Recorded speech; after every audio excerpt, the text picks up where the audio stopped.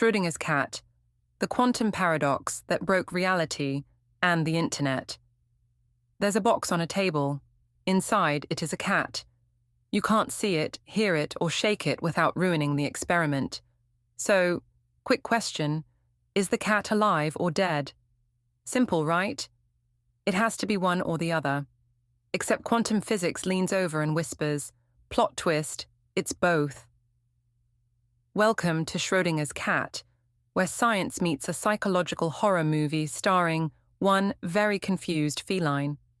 Erwin Schrödinger was an Austrian physicist and a master of polite sarcasm. In 1935, he read about a theory suggesting particles exist in multiple states until we observe them, and he basically said, "Sure, sounds totally reasonable, for a cat." He invented this thought experiment to mock how bizarre quantum mechanics sounded even to experts. He never built it. He just wanted people to think. Inside the box you place one cat, very unamused, a tiny bit of radioactive material, a Geiger counter connected to a flask of poison gas. If the radioactive atom decays, it triggers the counter, breaks the flask, and, well, bye-bye kitty. If it doesn't decay, the cat lives to meow another day. But radioactive decay is a quantum process, totally random. Until we open the box and check, the atom is in a superposition of both decayed and not decayed. Therefore, the cat is both alive and dead at the same time. Superposition means particles don't pick a state until someone checks. An electron can be in two places at once. A photon can go left and right simultaneously. Schrödinger took that logic and said, "So you're telling me my cat is both?" Exactly. And everyone else in physics went, oh. He wasn't celebrating the idea, he was roasting it. His cat was a mic drop moment for how nonsensical quantum rules sound outside the microscopic world. Here's where it gets spooky. In quantum mechanics, the moment you observe a system, you force it to choose a state. Before you peek, the cat is alive and dead. After you peek, it's one or the other. Observation literally creates reality. No pressure. This is called wave function collapse, the act of measurement changing the thing being measured. Like a quantum Instagram filter, you open the app and the universe decides on a look.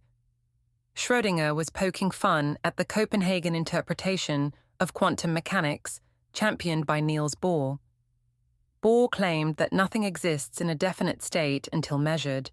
Schrödinger was like, "Okay, Niels, so my cat's both fine and a corpse until I check. Cool story." It was meant to show how absurd our models sound when applied to everyday objects. He used humor to reveal a deep truth. The rules of the tiny world don't fit our common sense. At the subatomic level, everything acts like a probability cloud. But the macroscopic world, cats, cars, coffee cups, seems solid and predictable. So where's the crossover? When does both alive and dead collapse into just alive or dead?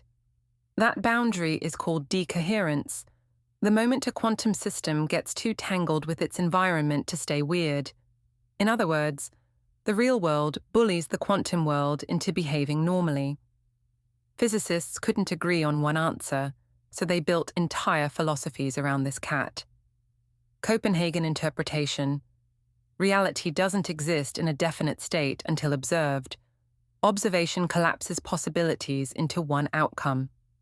Many worlds interpretation. Every possible outcome actually happens. In parallel universes. Open the box and boom. One universe gets a live cat, another gets ghost cat. Quantum decoherence. The cat was never really both. It's just that the math looked that way until interactions forced a choice. Consciousness collapse. Your mind does the collapsing. Reality exists because someone observes it. Basically, the universe is a Twitch stream and you're the viewer. Schrödinger's cat isn't just a funny story. It's the foundation for modern quantum physics. It forces us to accept that the universe is probabilistic, not certain. It's why quantum computers exist. They use superposition to perform multiple calculations simultaneously. It's why quantum cryptography works. Observation itself reveals eavesdropping, and it's why philosophers still argue whether the moon exists if no one's looking at it. Every time you use a smartphone, thank the imaginary cat. It died and lived for your Wi-Fi. The cat escaped the physics lab and took over the internet. Now it's a meme, a tattoo, a t-shirt punchline, and an excuse for indecision. Are we dating? I'm like Schrödinger's cat, both single and not until you ask. Shows like The Big Bang Theory, Futurama, and Rick and Morty all used it to make quantum weirdness funny. Ironically, Schrödinger would hate that his sarcasm became a meme for the thing he was mocking. Beyond the physics, Schrödinger's cat asks a deep question. Does reality exist independently of observation, or do we create it by seeing it? If no one opens the box, does the cat have a fate at all? If the universe is unobserved, does it still happen?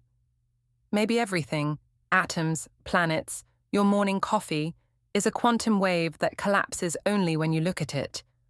That's not just science fiction, that's existential terror with a PhD. Schrödinger's cat isn't about cats or boxes or poison. It's about humility, about recognizing that our brains weren't built to understand the quantum world, yet we keep trying anyway. It reminds us that science isn't just about answers, it's about better questions. The cat forced physicists to confront how little they truly knew about observation, consciousness, and reality itself. And maybe that's the point, because every time we look into the box, metaphorically or literally, we collapse possibility into knowledge. So the cat did its job, it made us curious, and as long as curiosity lives, so does science. Thanks for watching. If your brain feels like it's in a superposition of understood everything and help, you're doing great. Hit like, subscribe, and comment your favorite quantum paradox below. And remember, keep your mind open, your cat alive, and your box securely labeled "Do not open until reality stabilizes."